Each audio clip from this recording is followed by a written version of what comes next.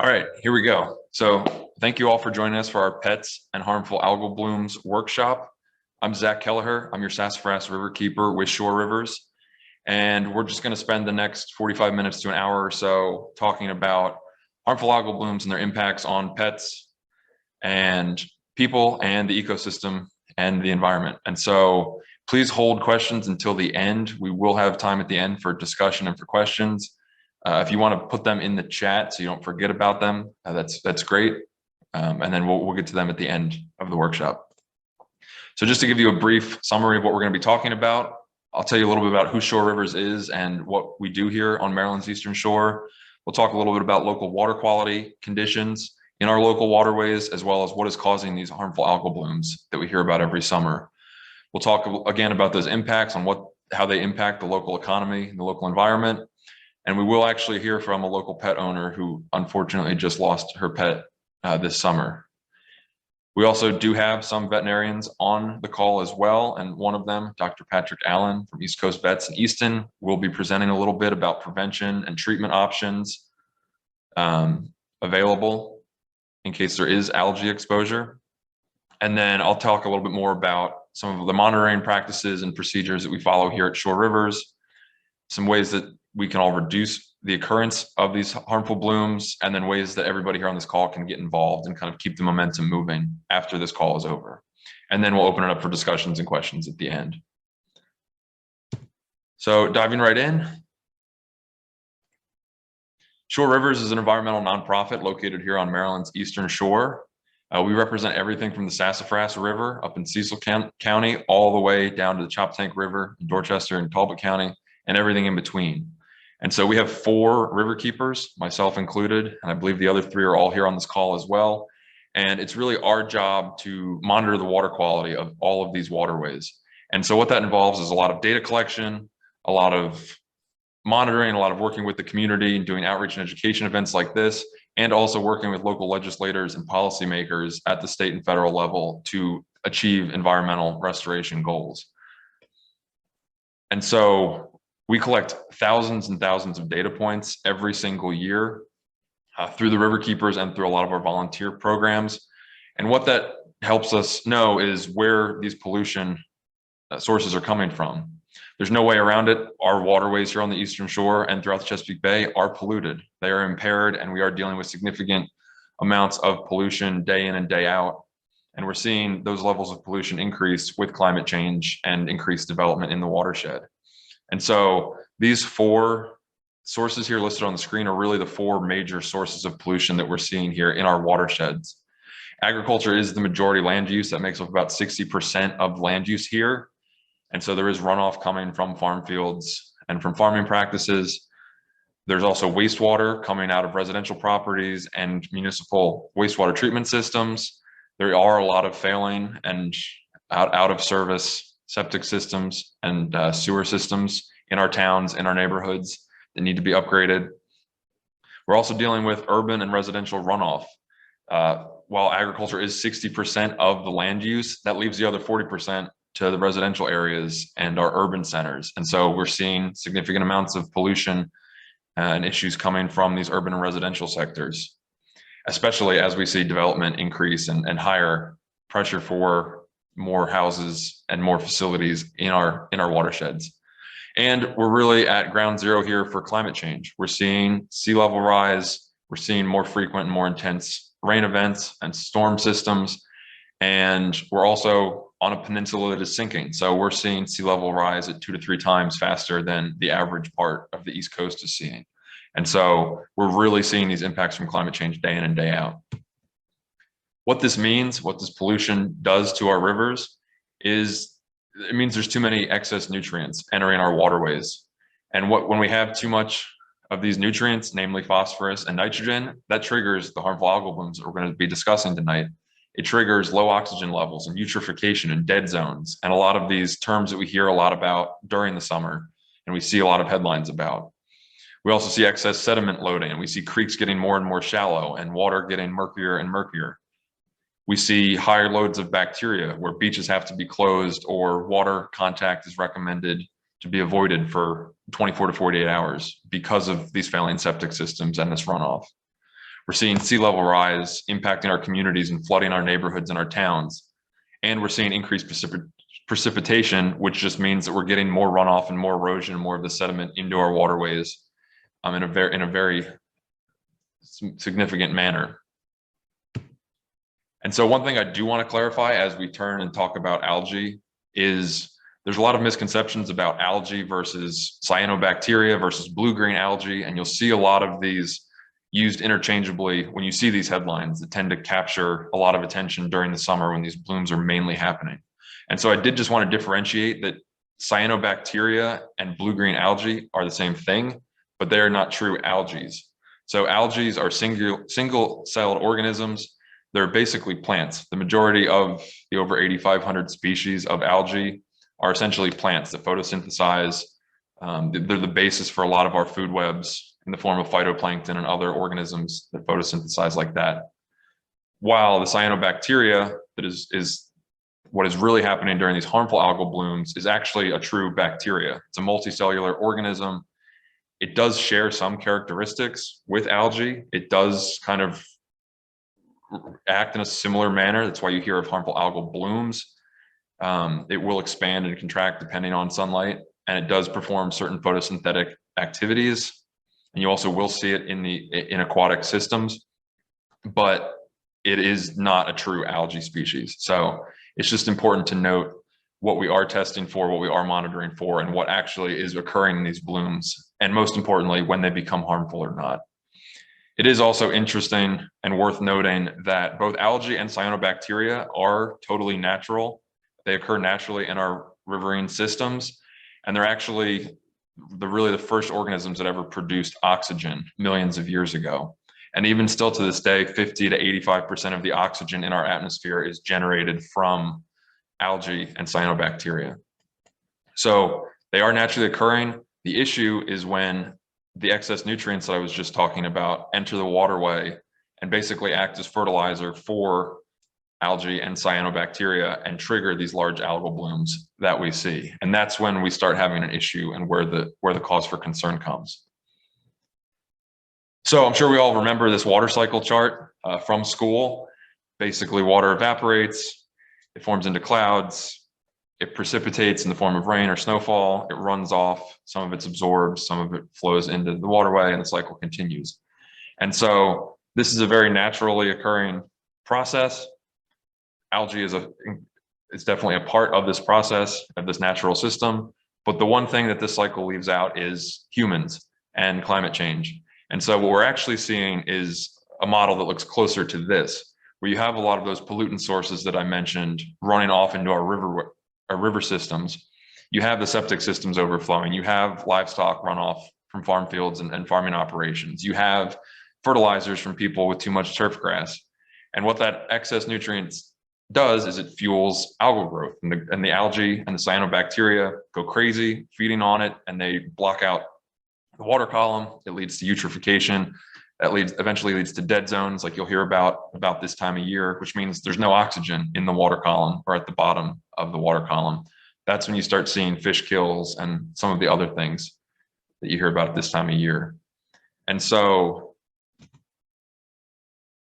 again, the algae is natural, the blooms are even natural, but what we're seeing is these excess of nutrients triggering these blooms that are becoming more toxic, producing more toxins, lasting longer, leading to larger dead zones.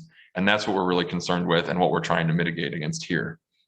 And so I do want to briefly turn it over to Matt Pluta, who is our Chop Tank Riverkeeper, who's going to discuss some of the pollution discharge permits for point source pollution, which is everything that comes out of a pipe, and how that impacts these algae blooms. Great, thanks, Zach. Can you hear me okay and see me? Yeah, sounds good. Awesome. So as Zach pointed out, a lot of the pollution that's coming off our land and into our waterways is causing these algal blooms that sometimes become toxic and threatening our pets and wild livestock and other lives. But what also is a contributor to this is what we refer to as point source pollution. And so I just want to highlight a little bit about how this is impacting the Eastern Shore. And primarily it's done through a regulated process, which is both concerning, but also an opportunity here. And so the state manages what's called the National Pollution Discharge Elimination System permit. And this is essentially a permitting system that gives both municipal and industrial wastewater treatment plants the ability to discharge their waste into a stream, into a waterway. And that waste, of course, is going to have things like nitrogen and phosphorus and sediment, like Zach pointed out, which is really the cause of these algal blooms. Now, this permit that we're talking about, it's intended to regulate both the quality and the quantity of this discharge for nitrogen, phosphorus, bacteria, volume, and all of those things. And they do that in order to maintain the water quality standard for the designated use of that area. So for instance, if you're in an area where shellfish is being harvested, that shellfish use of that stream has certain criteria that needs to be met in terms of water quality. It's got to have good oxygen, it can't have any bacteria in it, and so on. And so these permits are really trying to ratchet down how much of those pollutants are going into the waterways. And I will point out that the effectiveness of these permits depend on really three things, and it's proper oversight, enforcement, and accountability. And I think as we talk about the impacts of climate change and sort of stacking on the pressures of more rain and more runoff causing these algal blooms, we also have to look at what we're doing as a state and how we're regulating these pollution sources coming in. And so, Zach, if you hit the next slide there, we are in sort of an interesting spot in Maryland in the sense that these permitted discharges have not been given the proper oversight, enforcement, or accountability as we've seen in past. And as a result, more pollution is entering our waterways through these permitted facilities than earlier expected. And so we're seeing headlines showing up like this one earlier in 2022, where the water pollution enforcement is on a decline in Maryland. And specifically, over the last 5 years, there's been 40% fewer in-person inspections of these permitted facilities. And so our agencies are getting out there fewer times to actually see if the permit requirements are being met. And then in the last 5 years, there's been 55% less water pollution enforcement actions taken over the last year. And so our agencies, whether it's because of resources or staffing, aren't getting out to these facilities to make sure that the permit limits are being met. And that's a big deal. And we see more headlines like this, Zach, if you don't mind, popping up where people from our major enforcement division are leaving their jobs because of certain issues that have come up. Next slide. We're hearing, our state legislators voicing up and expressing their dissatisfaction with how our state agencies are enforcing the permits here. Next slide. And then this brings down to a little bit of more of a local sense here, where in Dorchester County, there is the Transquaking River, which is a discharge point for Valley Proteins, who's a permitted discharger. And this facility has been in violation of their permit for at least the last half dozen years, likely longer. And the downstream waters from this facility has long suffered from harmful algal blooms. And this is going back to 2009, but here we have the Higgins Mill Pond, which was posted for an advisory because of cyanobacteria, blue-green algae showing up in that pond. But it didn't stop there. You hit the next slide, Zach. This was an unfortunate situation where there were dogs that died after drinking water from these ponds that had too much nutrients growing this algae that produced the toxin bacteria. And so this is a report from an MDE talking about these two dogs who passed away unexpectedly after swimming in the river in Higgins Mill Pond where the green scum has occurred.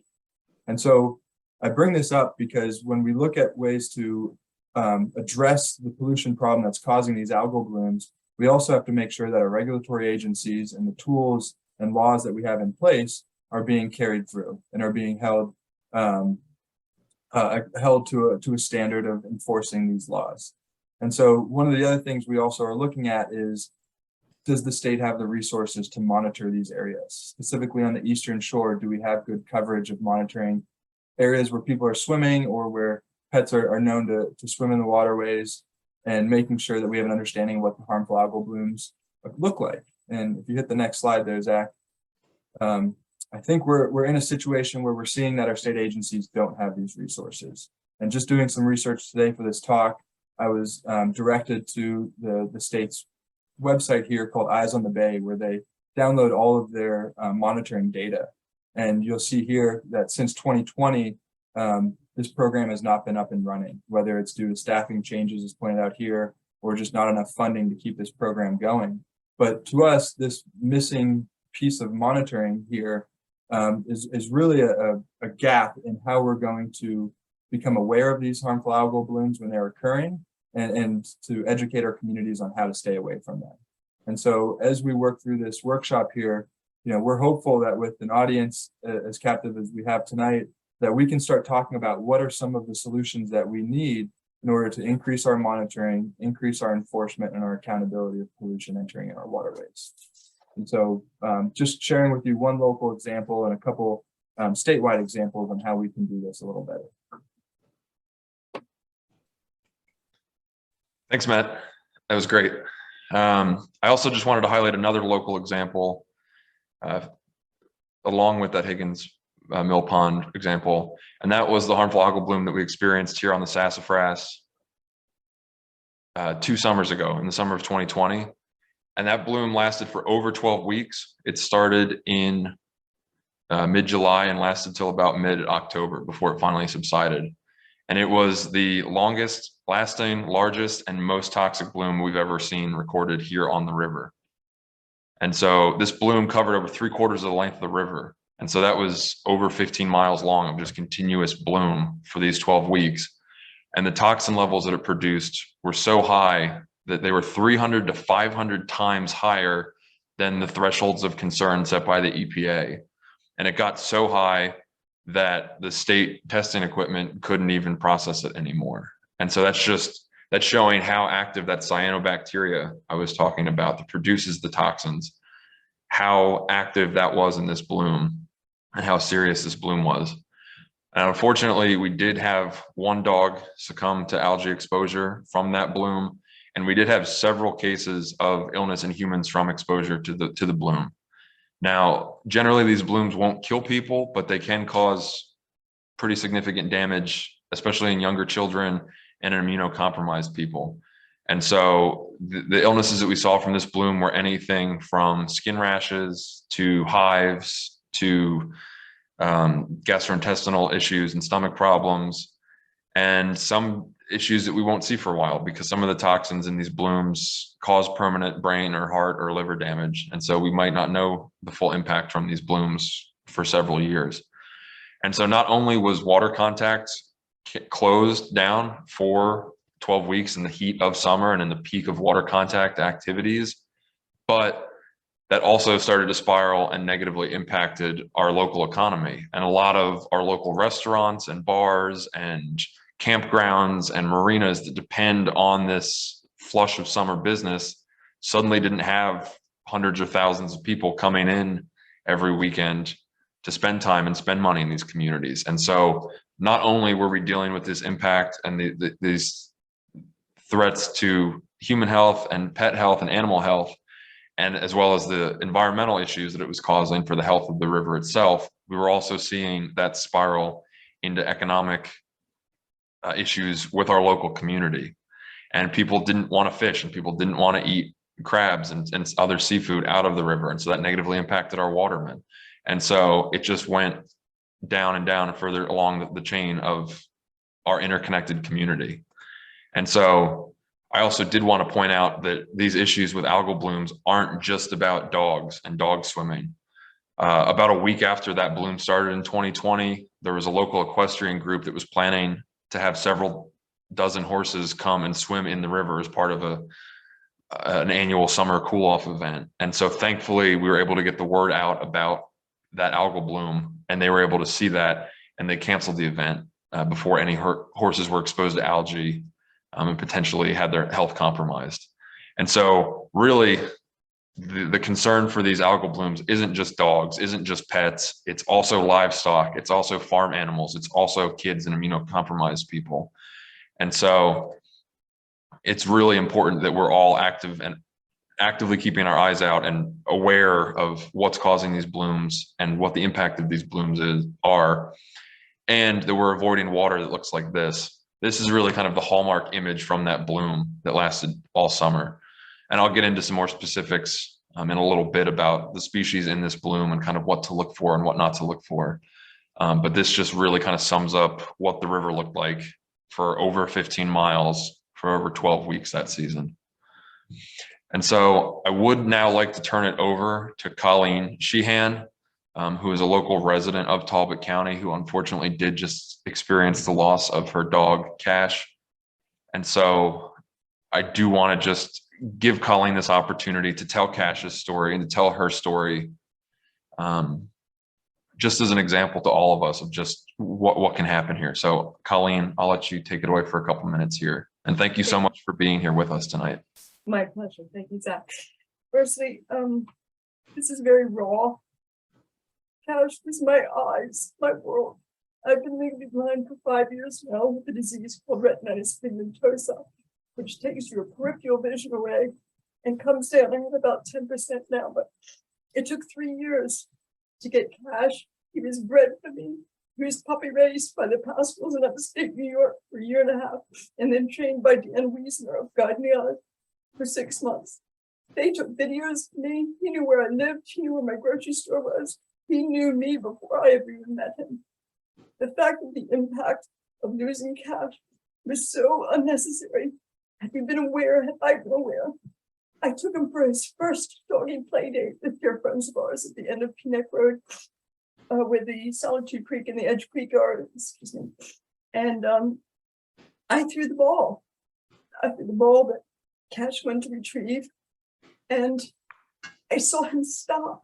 And I was looking at him, and I know my dog, and I called him in, and he was just acting strange. And I said, oh, he must have had some river water. We gave him some water. And I told him to kennel up in the car. My dog is more intelligent than I am. This dog was the Guiding Eyes Dog of the Year. He's the cover dog on their calendar. I'm so honored to be his mother. I could say, if I drop something, Cash, find it for mommy, and he'd go to it with his nose. He was never trained to do that. With the training that he went to the bathroom at the exact time. He was fed at the exact time. He had such a ritual that he was created to serve me, and he did that incredibly well. When I found myself the day after he died, killed, I would like to say, when I found myself, I was trying to find an outlet in my living room. It's a very large room. And I found myself crawling on the floor, feeling the wall to try and find an outlet to then figure out how to put the cord plug in. Now my Cashy wouldn't have plugged it in, but he would have found that outlet for me. So it's the little things in life that I'm missing so terribly. I was safe. He would serve me in a way that I never even knew I needed until I got him. It took me 3 years to get him. And the fact that I've had him in my life, I didn't know how much I needed him until I got him home to the Eastern Shore. He had just turned 3 in April 7th of 2022, and I got him in May 21st of 2021 after waiting 3 years. Cash was to me my four-legged child. He was my world. I have no family. I own my home. And now I'm scared to live independently, or that's been taken from me because I don't have the protection and the guidance of my Cash, which was my eyes and my world. So when I took him down and I threw the ball and he went to get it, he stopped. I didn't know my dog.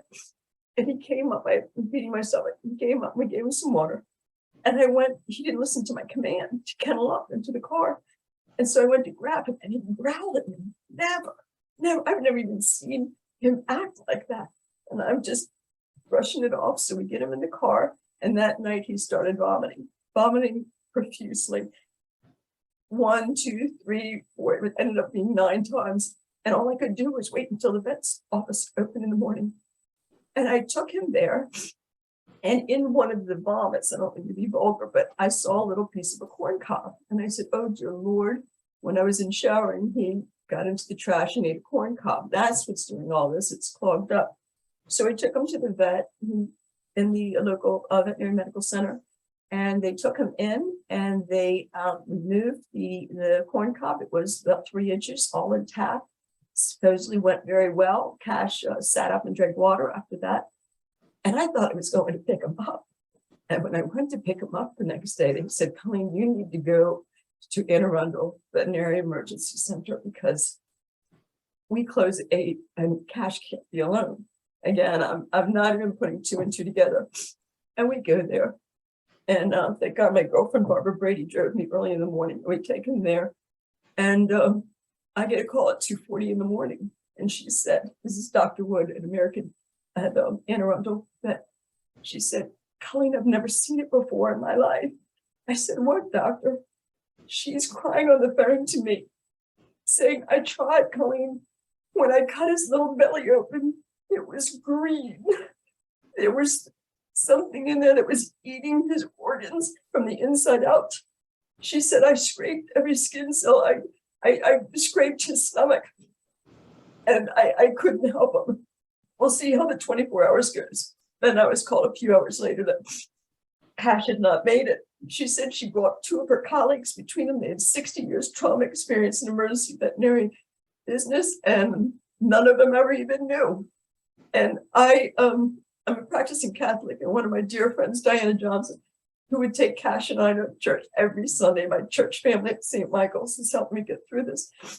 But she showed me this article, and it was the day after he died, and it was Zach's article. And I'm saying, toxic algae blooming threatens people and pets. My God, it made so much sense. When I phoned the doctor at Anne Arundel, who did not know why he had died, she said, oh my God, that's it. And she brought her colleagues over and she's looking at the data and she goes, Colleen, that was it. So my dog was stolen from me so unnecessarily because of the failure to communicate to the residents that live here. When I was with him and I threw that one ball, I could look 180 degrees, 5, 10 houses, all going to the water. All of our houses are in the water around here.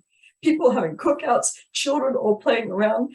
The fact that this is not being told, monitored, however it might be, I'm shocked to say that Cash being the first one this year, I don't know why that's the case, but I often wonder how many just didn't know what their dog or animal died of. And so this awareness that they're giving me the opportunity to tell you is a driven force.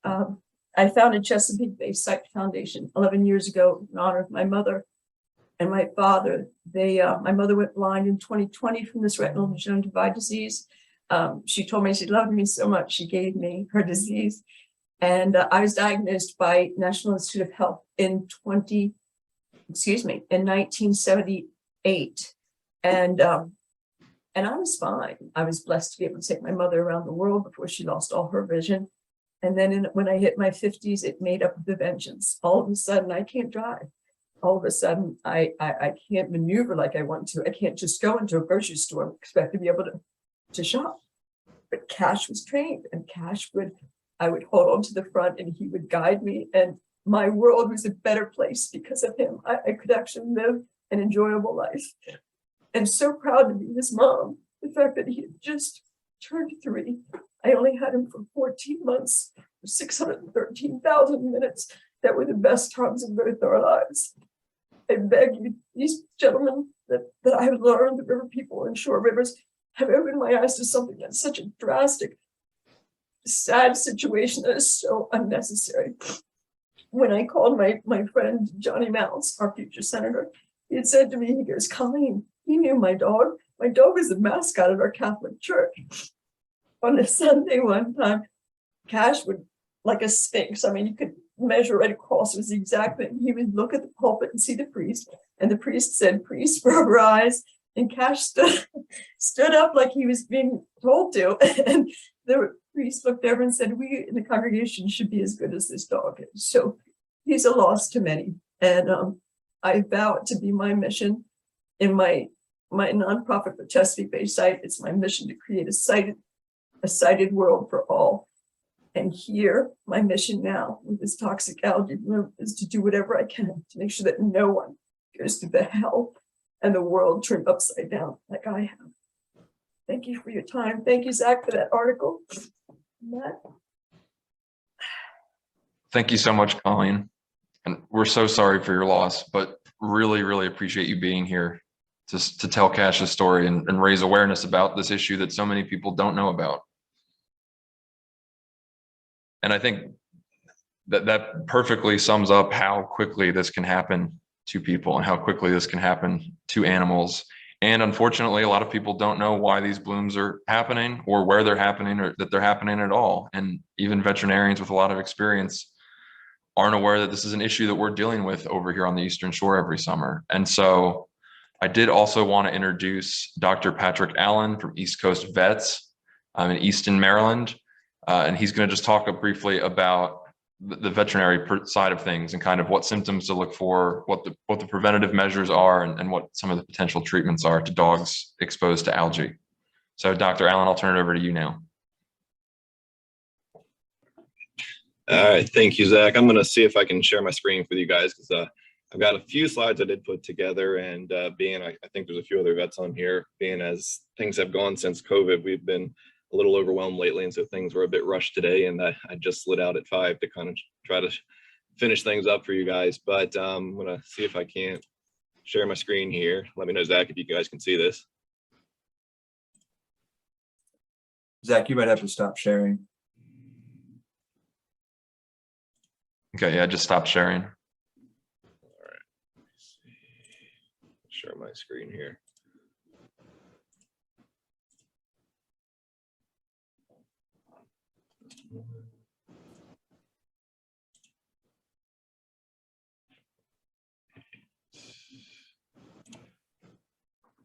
Is it coming across now, Zach? Yep, that's perfect. All right, see if I can get this back up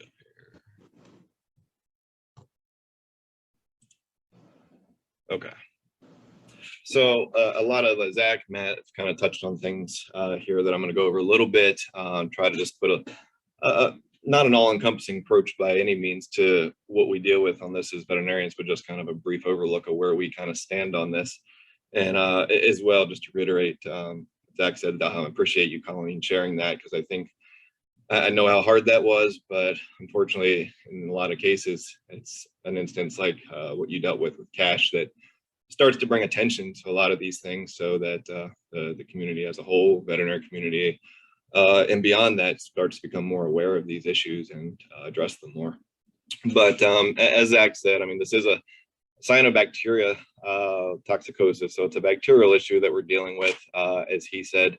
And I'm going to talk a little bit about, we commonly think when the veterinary community, the first things that come into people's minds is just our general dog and cat doctor that you take your pet to. But the veterinary industry in itself goes far beyond that. And a lot of the work that's really being done with this is more in the industry side of things, up in the CDC with epidemiologists and such in the veterinary community.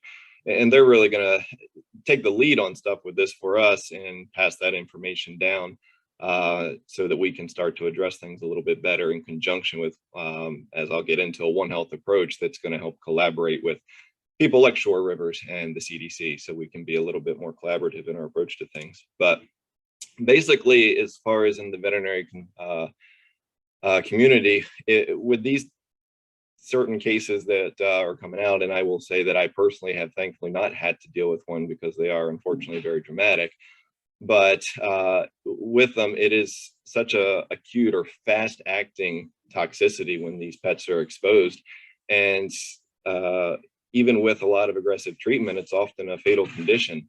And so we unfortunately can put a lot into these pets when they come in, but it's acting so quickly that it's really difficult for us to catch up with the treatments on them before the toxin has had its effect on the dogs. Dogs certainly are going to be our most susceptible amongst the domestic species for obvious reasons. They like to swim, they're out in the rivers, they're out in the ponds. Livestock, cattle specifically, also have been noted because they go down to these fresh watering holes and such where these algal blooms can occur. And so that's making up the majority of the cases. You're obviously not going to see, I had a great picture of my cat out on the boat with me. He likes to go out on the boat to the beach down at Whitehall, but couldn't get that one to upload quick enough. But in general, cats obviously aren't going to have the exposure that our dogs would have. So you're not going to see that too often, but you might have that occasional person that takes their cat on the boat. So you still have to have that in the back of your mind. This can, I think Zach mentioned, this can happen in all kinds of water, whether it's saltwater, brackish water. But for the studies that have gone through the CDC and through the veterinary community that get presented to us, about 90% of the cases are going to be in these freshwater systems that we're dealing with. So again, these ponds, I've even seen some notes put out there of even just buckets of water sitting out. So that's something I think you even put in the back of your mind with some of these things. Now, I don't know if Zach or Matt, if that's something you've experienced with testing at all, but that was just a note that was put to me through a presentation that was put out at a conference. But majority of cases, as Zach said, between May and September. So that's really where if we have these kind of potential toxicities, and we'll get a little more of looking at symptoms and such, but if we have some of these potential toxicities, it's a possibility. These are the months we really got to be considering it when these dogs come in and have these acute illnesses. That's got to be on our differential list. Clinical signs, I put basically, and this is not in itself all encompassing, I put a whole list of things down in here, and you kind of read through it and you start to realize it's really everything. There is not a specific clinical presentation for the dogs that are presented with this, and that's a big challenge for us because, you know, it doesn't necessarily, they come in with weakness, depression, vomiting, diarrhea. It can be both hypothermia or a fever. And they can have a high heart rate, or they can have a low heart rate. So the symptoms are so broad ranging that it doesn't point us in one direction or another when they come in. What again stands out is just how quickly it acts. Onset of clinical symptoms in some cases can be as fast as 15 minutes. And a lot of these pets, by the time they even make it to the veterinary hospital, have already passed away. You do have some that it can take up to 4 days for them to show symptoms, but it in general is a very fast acting toxicity. And that takes a lot out of our bag of tricks as far as what we can do to try and treat these guys. A lot of them, as far as the clinical approach, when they come in, they're oftentimes in such bad shape, we can't think of things like trying to do induction of vomiting to try and get this out of their stomach, or administering them activated charcoal, because they're already in such dire straits that they're going into shock, and we're trying to honestly manage their airways, start to mechanically ventilate them to get oxygen to them, giving them shock fluids, and then they're oftentimes coming in convulsions and seizures, so you're trying to get that under control. Typically, we will kind of see two different presentations, one that's more of a neurological toxicity, and then one that also affects the liver and shutting down the liver as well. But in general, with both types, we're looking at just aggressive supportive care with those fluids, trying to address the seizures with anticonvulsant medications, giving them oxygen, trying to address heart rate issues, administering atropine if the heart rate is down. Methocarbamol is a medication we'll use if they're having a lot of tremors that can induce temperature to go up and hyperthermia, so we need to get that under control. So it's a lot of aggressive supportive care. The negative there is, again, with all that supportive care, oftentimes we're still not having success, and it can approach up to 90% of these guys that present, despite everything we do, still end up not surviving this. So it's not a great success rate, and that's not to be dismal, but I think what that comes down to is that we have to look at this as veterinarians as this is a real difficult thing to treat. There's not an antidote or anything that we can administer to them. Supportive care is not overly successful for them. So what it really comes down to is, how are we going to protect these pets if we can't treat them when they're exposed to this? It really comes down to, as Zach and Matt have already put in there, is that we need to really focus on the monitoring and the reporting. And one thing that's really started to come out, Virginia Roberts, who's an epidemiologist over at the CDC, and she does a lot of talks in the veterinary community and educating veterinarians at various continuing education conferences. She brings up, and at the CDC in general, they're really focused on a One Health approach. And this kind of hit me when I saw her at a talk talking about this. I've done a lot of work over in Africa, and One Health approach over there is huge. And they really focus on the idea that the health of people is connected to the health of animals and our shared environment.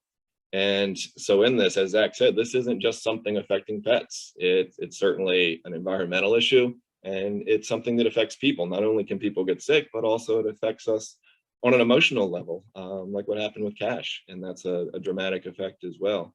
So the best treatment essentially for us as veterinarians is prevention. And so in the One Health approach at the CDC, and with Virginia Roberts and a variety of veterinarians over there at the CDC, they've been working, and they've developed a reporting system that they use that's called the One Health Harmful Algal Bloom System. and I developed a website that this is essentially, it's a voluntary monitoring system that they've put together. And it's a great way for us, if as veterinarians, as well as local people in the community, that you can go on if there is a possible exposure. In a lot of cases, I think that's where it comes down to is there a possible exposure? Because again, in the veterinary clinics, we don't have a test that we can run to confirm this. It comes down to clinical history and how do they present? How does this disease process progress? So if we have a potential exposure, we report it to them and they can start adding it into that system, but also working collaboratively with the local community and local regulatory bodies such as Shore Rivers to help increase the education within the community, but also that reporting, because with the reporting is going to come the awareness within the community where we can put that out to everybody so they can be aware of what water systems are potentially affected right now. We can keep those pets, we can keep the livestock away and keep ourselves away from those and not be swimming in those areas at the time. I thought as far as what she said at the end, she had a couple of quotes in her presentation she did at the conference I was at, and saying, when we protect one, we protect all. I think that was really hit home well. And then ultimately the way to prevention, the One Health approach to surveillance paired with the scientific research findings and increased access to specimen testing was ultimately going to improve the system. It's going to improve our prevention. And ultimately that's how we're going to save the pets as far as in the veterinary community, is if we can prevent it. And I think that goes to a lot of different disease process. Prevention is always the best way, but especially in this case, where we have such a lack of resources to treat these pets, prevention has really got to be the ultimate way that we tackle this. All right, that is all I had, Zach. Thank you. That was great. There was a lot of really helpful information there. So thank you so much for taking time out of your busy schedule. I know this is also a busy time of year for you as well. So thanks for being here with us tonight and sharing this.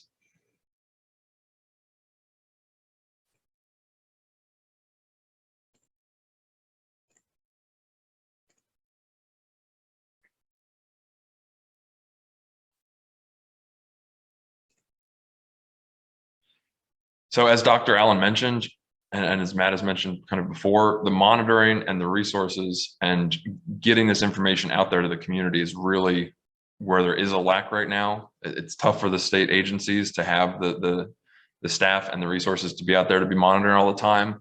And so with that gap, that's where an organization like Shore Rivers fits in. And so over the past couple of years, we've been really expanding our algae monitoring programs and our outreach programs in order to keep an eye on these blooms, but also for that second half of being able to keep the community members aware of when these threats are in their local waterways and what to do when something like this does happen.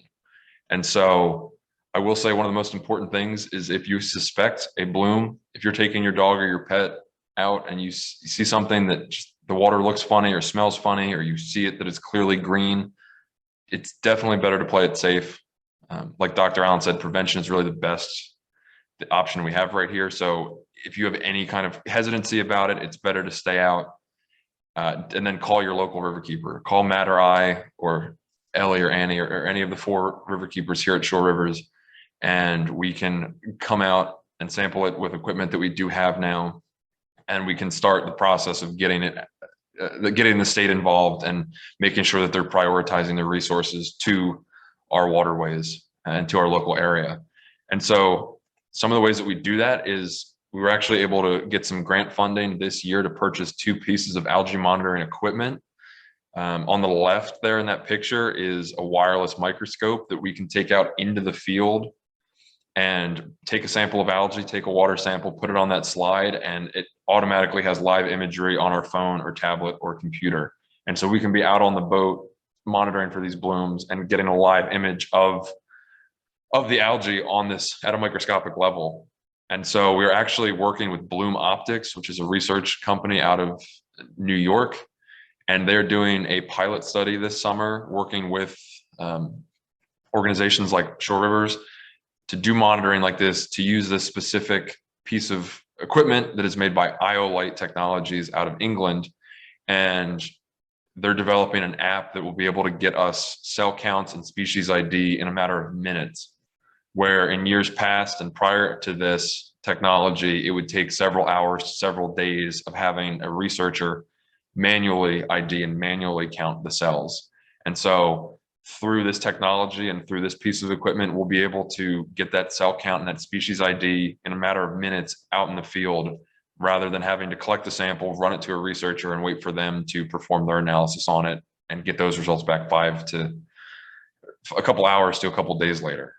And as you've heard, these blooms happen very quickly. Exposure can happen very quickly. And so every single minute that we can save during this process and getting the results back, it increases the likelihood of protecting our community members and our pets. And so we also employ the piece of equipment on the right, which is an Algal Fluorimeter. And this basically monitors the levels of chlorophyll to the levels of phycocyanin. These are two types of pigments found in algae. And in the case of phycocyanin, that's a pigment found in cyanobacteria.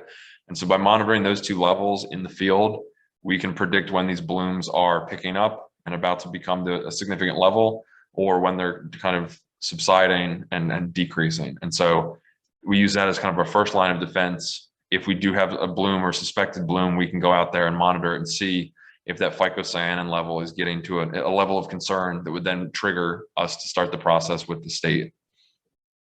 We also have started to employ continuous monitoring probes in some of our rivers in partnership with Washington College, located here in Chestertown. And that's collecting data every 20 minutes around the clock and syncing it to an online portal. And so one of the probes on that meter is specifically for phycocyanin levels. So we can monitor that phycocyanin level to get a sense of, is a bloom imminent, or are we still doing okay for now? And so another thing that we also started employing is satellite imagery. The National Oceanic and Atmospheric Administration, or NOAA, and NASA have a few different options for satellite imagery. But what's pretty amazing is that these blooms and these types of cyanobacteria actually give off a very unique ultraviolet profile that is able to be picked up in space and analyzed through a lot of their equipment. And so we can use that as kind of another way to gauge, is a bloom coming? Is it how widespread is it? Or is it starting to subside, or are we okay for now? And so it's pretty amazing that a lot of these technologies are just being developed now. We're right on the cutting edge here of using these in our local watersheds, and we're using grant funding and our networks and our resources to bring these monitoring efforts and this equipment and these tools into our waterways so that we can be using them on our local waterways, which is pretty amazing. And so what happens then if we get a bloom? If we go out there and we test it and we get a positive cell ID that it is a species of concern, we then run those samples to the Department of Natural Resources, who will then confirm the cell count and the species ID. And then once we know that we have a bloom of concern, that gets forwarded to the Maryland Department of the Environment, who performs the toxin testings. As I mentioned before, you can have algae and you can have cyanobacteria that just aren't at a toxic level. Because they naturally occur, you can have a bloom that isn't deadly or isn't dangerous, but with the excess nutrient loading, they can quickly become dangerous. And so it's important for us to know not only what the bloom is and what it's comprised of, but also, is it toxic or not? And then once we have that result, then we can start posting that information out to the community to keep them safe and to keep them updated. And so generally we send out updates on our social media accounts. We send out email blasts. We include updates in our monthly newsletters. We work with local and state health departments to get messaging and signage up in marinas and at local boat ramps and water access points. We really just try to inform as many people as possible, especially if there is a toxic bloom like we saw 2 years ago. And so I just briefly wanted to touch on a couple different types of algae that we commonly see. All these pictures are taken from our local waterways.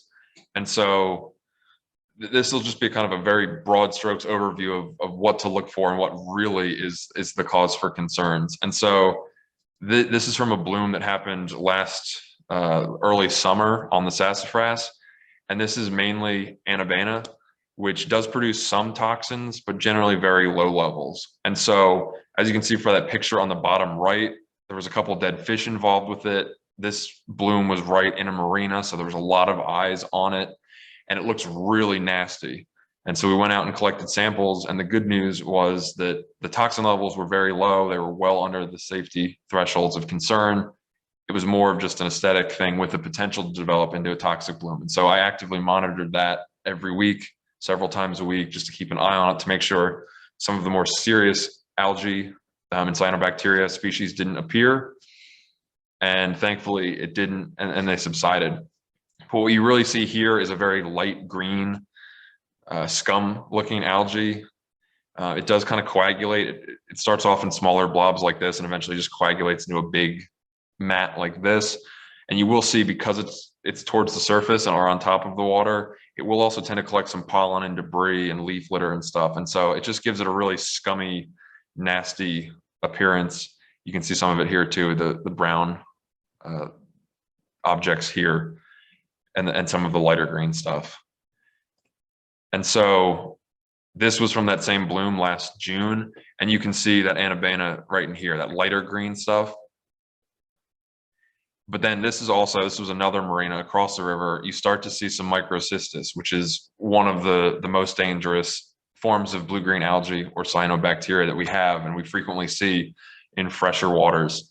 And so this is on the right here is more of what that Microcystis looks like, that darker green, like bluish green, hence the name blue-green algae. You can see it's darker, it's a little bluer than the Anabaena here, the lighter green stuff.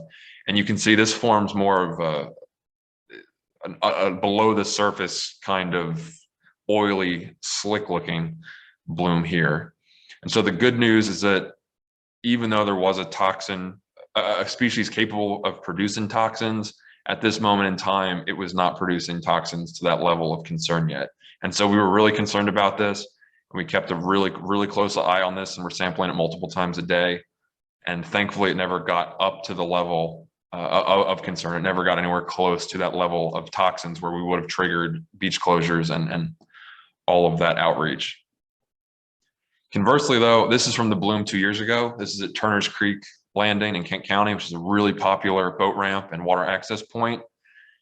And it's a little harder to see here, but there is still a lot of that Microcystis oily algae under here. You can see there's some of that lighter green varieties of algae and cyanobacteria up here that are producing some toxins, but not very many. But the Microcystis, the species of concern here, is a lot less noticeable than it is in this previous picture. But at this moment in time, when this picture was taken, the toxin levels were already extremely elevated and were already 10 times the threshold of concern. So at this point, this was about 2 weeks after the bloom had started. So we had already issued warnings, and the health departments were starting to issue beach closures, and our response was well underway. And so even though it doesn't look nearly as scummy or as nasty as the previous picture, there's still a lot of toxins here. So this just really drives home the point that just because you can't see the algae doesn't mean that there aren't toxins present. And so again, it's better to be safe rather than sorry. And if you see any kind of floating green algae like this, or water that smells or looks funky, it's better to avoid it. Let us come out there and sample it, and we can figure out what's going on. And I will also say that pictures are super helpful. So if you see anything in your community or at a boat ramp where you are or at your dock, please send us pictures when you report it to us. It really helps us improve the speed of our response. And it can also, in certain cases, the picture can tell whether it is a toxic form of algae or not. And I'll show some of the non-toxic ones here in a minute. But please send pictures if you do report it to us. Then this is another perfect example of Microcystis. So this is from that same bloom 2 years ago. And this was when toxin levels were in that 300 to 500 times the threshold of concern range. And this is really the iconic signature look of Microcystis and that specific blue-green algae. You can see the streaks under the water surface here. It looks very oily. It looks like pea soup. It just looks really nasty. It has that really signature dark green blue color. And it just looks like a level of oil floating under the surface. So you see some green coloration in the surface of the water here, but you don't really see this algae floating on top of the water. It generally exists just under the surface and can rise and fall based on heat and light exposure a little bit. And so if you see anything that ever looks like this, definitely avoid it, because a lot of the blue-green algae and cyanobacteria that we deal with look like this. Again, this is a picture I showed before of what that river looked like. You can see that dark green blue color. You can see that oily sheen to it. You can see that it's just below the surface. And this is what the river looked like for 12 weeks during the peak of summer, when people wanted to get in the river the most, when people wanted to take their dogs swimming the most. And so that was a really hard summer for all of us here, having to warn people about that. But thankfully, we were able to get the word out to over 500,000 people through the channels that I mentioned before. And that was just the people that we could track through social media and through our email outreach. 500,000 people, both in the local communities as well as outside of the communities. And who knows how many more people it reached beyond that. But it just shows how important getting the word out is about these blooms and informing the community so that they can be informed of what's going on in their local waterways. I also do want to highlight this species of Euglena, which is pretty common in farm ponds, in stormwater retention ponds, in community ponds like this. This is actually just from this past July outside of St. Michael's in a community there.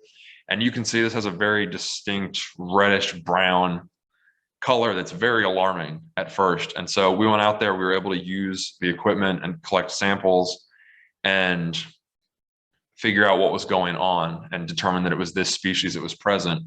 And so this species is actually somewhere in the middle between an algae and between a bacteria. And they actually had to classify it in its own kingdom when they were coming up with the taxonomy for it. And so it shows how difficult it is to kind of track and qualify all these types of algae versus cyanobacteria. But what's very interesting about this specific species is that it's directly correlated to residential fertilizers. A lot of the compounds that are found in residential fertilizers are directly tied to what this type of algae likes to feed on. It also is triggered a lot of times by excess pet waste. If people aren't picking up after their dogs, or if they're not managing the manure piles correctly.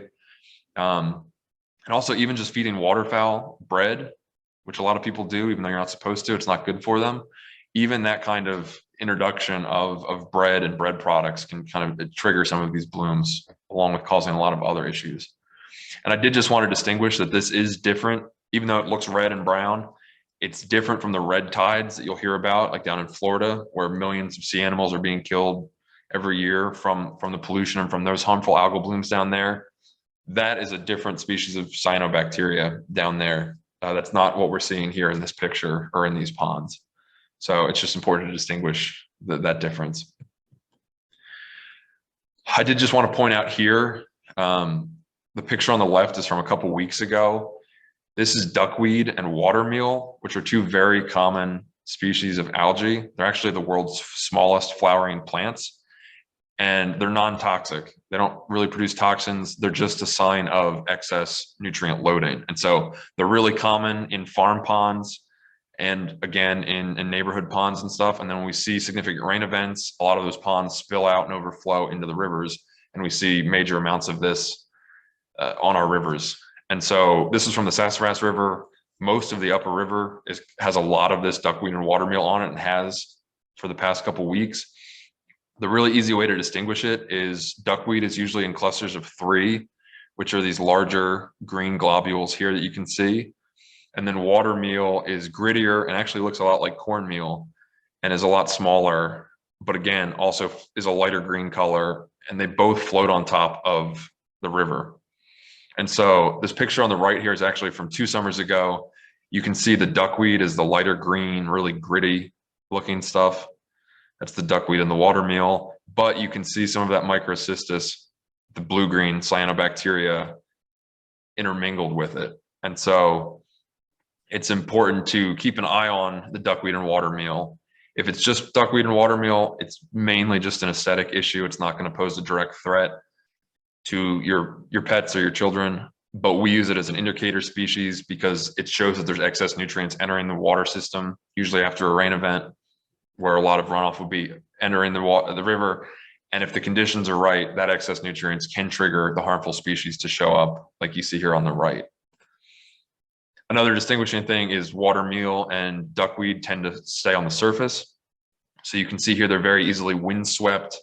They will form these big, large areas. It does look really scary at first, but you can see they're very easily moved around by boat traffic, by wind, by any disturbance in the water, compared to the blue-green algae that tends to be below the surface and oilier.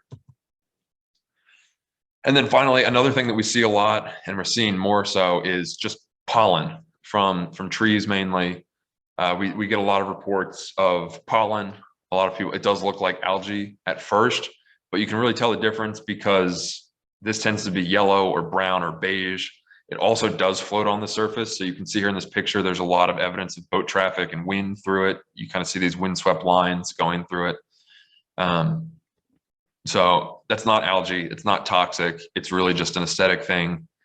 And interestingly enough, we are seeing trees release more and more pollen as we see more and more rain events and we see hotter temperatures. It's kind of entering the sweet spot for them to produce and release more more pollens. And as the climate change continues to happen, we see that happening more and more as these conditions get perfect for them. And we see more rain knocking the pollen out or causing more stress events for trees. And so this picture here taken in May of 2021 was actually after a really, really hot spell, an untypically or unseasonably hot spell we saw in May of last year. And that stressed the trees out and they just dropped all their pollen in one big group. So we had a lot of reports of the rivers looking like this early in the spring. And so we had to keep an eye on that and make sure it wasn't actually an algae bloom, which it was just pollen. And so I really just want to bring it home now of what we can all be doing, what the communities need to be doing, and what we need to be asking our representative officials to do, and what we need to be asking our state to do to protect us. And so really the most important things we can each be doing as individuals is eliminating fertilizer use on your properties. That's a major runoff source and major pollutant into our waterways. Make sure you're maintaining your septic systems if you have them, or making sure that you're upgrading and connecting into sewer systems and making sure that that is all being maintained and that your town and county is maintaining their wastewater treatment plants appropriately. Make sure to plant native plants. They filter a lot more water and provide a lot more environmental benefit than turf grass or a lot of non-native ornamental plants commonly used in landscaping. Make sure you're picking up after your pet, since the pet waste can trigger a lot of these cyanobacteria species to feed on. And so Shore Rivers actually has a river-friendly yards program, which works with residential homeowners and communities on these practices, as well as a multitude of other ones that you can start taking immediately to reduce the amount of nutrient runoff from your property and from your communities and towns. And so please reach out to me if you want to get involved with that program or learn more about it. This picture on the right is actually from a booklet that we produced that's available in all of our offices as well as on our website if you do want to learn more, or feel free to shoot me an email or give me a call. But it's not just up to us as individuals. We also need to be reaching out to our elected officials at the state and federal levels and working with our towns and county councils and really every level that we have available to us. And we need to be asking them for these specific things. We need to make sure that they're upgrading their wastewater treatment plants and getting the newest technologies in there and they're being properly maintained. And a lot of that is permitted. The discharge is permitted, as Matt mentioned before. And so we monitor to make sure that they're in compliance with those permits. And we actively make sure that these wastewater treatment plants are upgrading when they're eligible and that they're maintaining their equipment and not just dumping a lot of raw sewage into our local streams and rivers. We also need to make sure that we are electing candidates and working with councils to ensure that overdevelopment is slow to reduce in our watersheds, especially in the most critical areas of all, especially in areas that are at high risk of climate change. We need to make sure that any kind of development that does happen is well thought out and sustainably designed and won't negatively impact the health of the waterways, and that everything is being followed up to code and up to standards. And we need to make sure that towns and municipalities are installing best management practices and other restoration practices in their areas when they're able to. And we really just need to focus on climate resiliency work. Since we can't stop climate change, we need to be able to mitigate it and build that climate resiliency into everything that we're doing. again, in order to reduce the amount of nutrients and reduce all of that overloading into our waterways. And so kind of how do we stay involved? Where do we go from here? How do we take action? Again, the most important thing right now is that prevention, is doing that outreach and that education. So make sure you're talking to your vet, make sure you're talking to Humane Society, make sure you're talking to your friends who own pets. Let them know about this workshop, let them know about this initiative that we're doing and our monitoring and our resources, and get them in touch with us. Let them know that there is somebody out there that's keeping an eye on this stuff and that is raising their voice and working with the state to improve their monitoring and their resources. And just educate them. Let them know what algae blooms look like. Let them know what it can do to pets and how to avoid that and mitigate those blooms. Just really raise that awareness in your local communities. If you have any kind of platform that you can share this on, through social media, through email blasts, through family dinners, whatever it is, make sure you're telling as many people about this as possible. If you are interested in writing a letter to the editor or putting something in your local paper or your HOA community newsletter or whatever it is, please let me know and we can help you write that and get the correct information in there to really raise the awareness about this. And then make sure you're talking with your local and state representatives, whether it's at the county level, whether it's at the state level, whether it's at the federal level. They need to hear from us. We need to spread this information to them as well and let them know that we won't tolerate this. It's just because the climate is changing, these blooms are happening more often, doesn't mean that we need to settle for it, and we won't settle for it. And so we need to let our representatives know that we are sick of dealing with this, and we need to do whatever we can, whatever the state has their power to do, to get the resources and get the funding to our Eastern Shore waterways, to our waterways throughout the state of Maryland and really around the country. And so we really need to keep that pressure up and try to change that policy at the local and state level.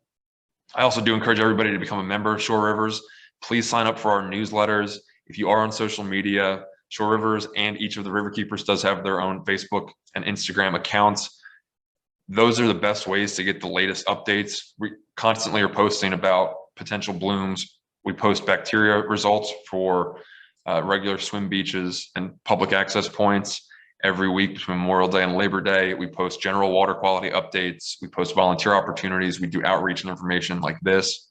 So that's really the best way to stay up to date and get the most accurate information about what's going on in your local waterways, is to sign up for our newsletter, sign up, get on our email list, follow us on social media. And then I do also want to invite everybody to join us for a happy hour this fall at 10 Lake Brewing, which is right off of Route 50 and Route 213. It's kind of right in the center of all of our watersheds here that Shore Rivers covers. And so that's just going to be another great way for us to gather in person, if people are comfortable with that, and really just get this group together again, get pet owners together again to continue to learn, to continue to develop resources. And we really hope that we can take this project and do a lot of awareness building and get a lot of people educated and informed about what's going on in their local waterways and how to keep themselves and their pets safe. And so with that being said, I do want to open it up for questions and discussion now. I do apologize, we went a little over our time, but I'm happy to stick around and answer a couple questions. And so if you think of any questions after this, or if we don't have time to get to your questions, this is my email and my phone number. Please feel free to give me a call or send me an email at any time. And I'm happy to help and discuss this anytime. So thank you all so much for joining us tonight. Thank you for putting up with our technical difficulties at the beginning. I do hope this was informative. And yeah, I'll open it up for questions now. Feel free to put them in the chat, or if you want to come off mute, we'll see how chaotic that is, but feel free to come off mute and ask your question like that. I have a question. I have dogs, and I imagine that the algae bloom is not limited just to Maryland and the Eastern Shore. We travel up and down the East Coast, Deep Creek up to Maine. Who would I contact in those areas to find out if there's any algae bloom problem? So that's a great question. And you're right, correct that this problem is not unique to the Eastern Shore or Maryland. It's a problem that we see around the country and really around the world. And so Really, the easiest way is probably to contact that local county health department or that local Okay. state department of the environment or department of resources. If I've there, contacted the vets in the area just because I didn't know who else to call. Because I do try to have a vet contact in the area where we're staying, and they basically all said no, they haven't heard of any problems. But you know, but you think more like health department or DNR, something along those lines? yeah, that would probably be the easiest place to start. If that area does have a monitoring program, an outreach program, that the state agencies or the local agencies would be the ones performing that monitoring, posting those results. Okay. If the vets are another great option, might be hearing from some of their the other option would be to look and see if there are any local watershed monitoring groups or nonprofits like Shore Rivers in that area, but that can be a little tricky. Okay. Yeah, but it you know, you can hunt and peck and see what you can come up with. Yeah, absolutely. Great.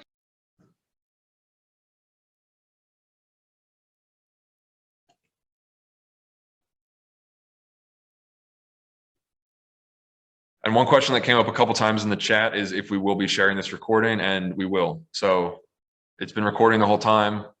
I'll do some quick editing to it after this, and then we'll email it out to everybody. And we're still working on exactly how we'll post it, but it'll definitely be publicly available. So if you know any friends or neighbors that want to watch it, they're more than welcome to. I can also make the presentation itself available if people don't want to sit through an hour-long workshop. So it will be available to people, and I do encourage people to share it with your friends and neighbors and pet owners, any groups like that.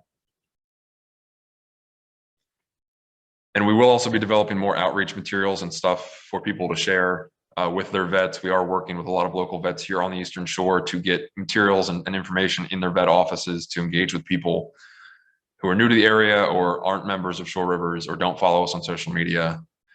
Not only so that they can be aware of it, but also so that the vets are aware of what's going on and that this is a problem in the area.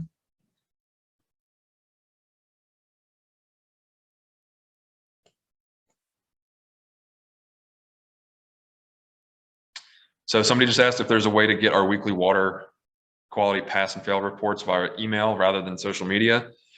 And we do post our bacteria results on the swimguide.org, which is also available as an app for your phone.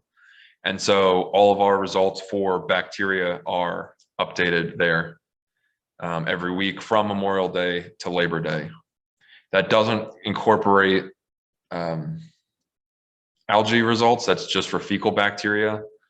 But another way to do it would be to go to shorerivers.org, go to our website, and we have a whole page for algae monitoring and for bacteria results. So that's really the one-stop shop for all of the resources, all of our test results, is to go to shorerivers.org. Or if you're just interested in bacteria at popular water recreation spots, check out the swimguide.org website or application.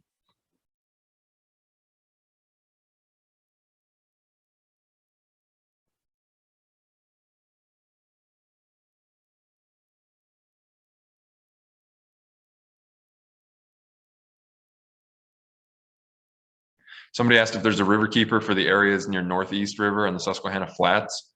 There is a riverkeeper on the lower Susquehanna River, and the area for the Northeast and the elk are represented by the Elk and Northeast Rivers Watershed Association. But they don't have a riverkeeper program there. They do some monitoring. So if you're in that area, you can reach out to them.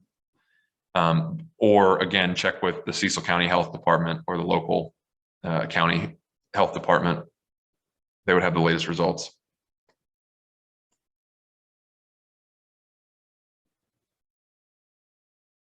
All